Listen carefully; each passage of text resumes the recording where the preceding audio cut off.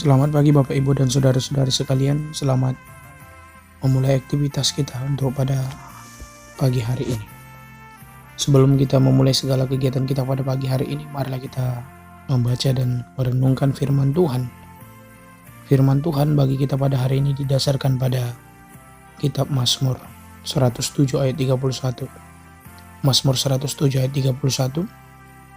Biarlah mereka bersyukur kepada Tuhan karena kasih setianya, karena perbuatan-perbuatannya yang ajaib terhadap anak-anak manusia.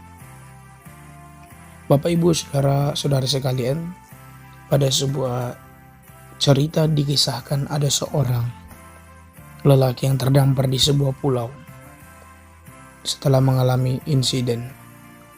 Lalu ia tinggal di sebuah pulau terpencil itu, tinggal sendirian. Dia berusaha mencari pertolongan, mencari bantuan, tetapi karena keadaan tidak memungkinkan, akhirnya dia berusaha untuk beradaptasi untuk tinggal di tempat itu.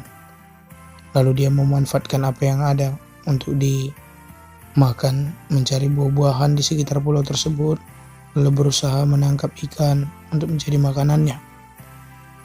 Setelah sekian berapa lama, kemudian dia membangun sebuah gubuk. Dia mendapatkan sebuah sumber api, lalu itu dia pakai untuk kehidupannya.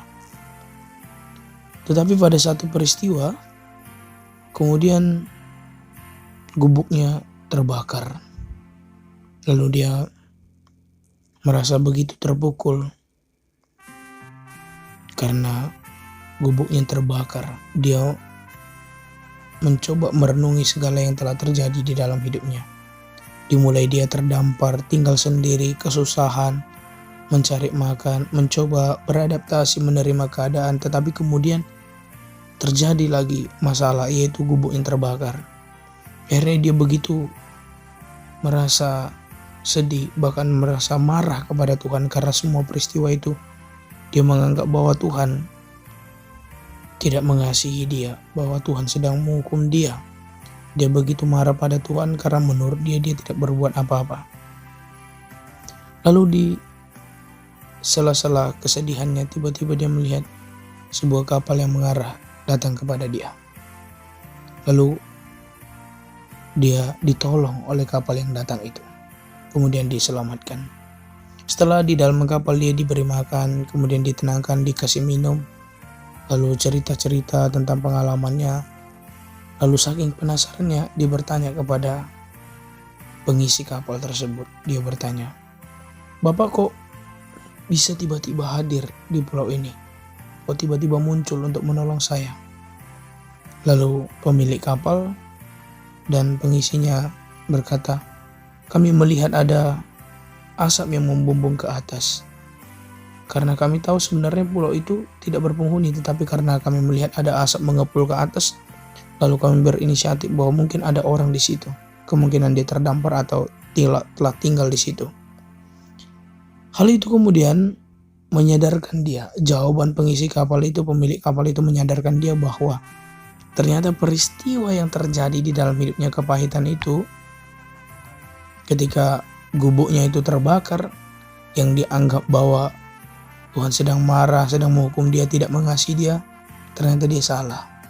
Sebenarnya cara itu dipakai Tuhan untuk menolong dia.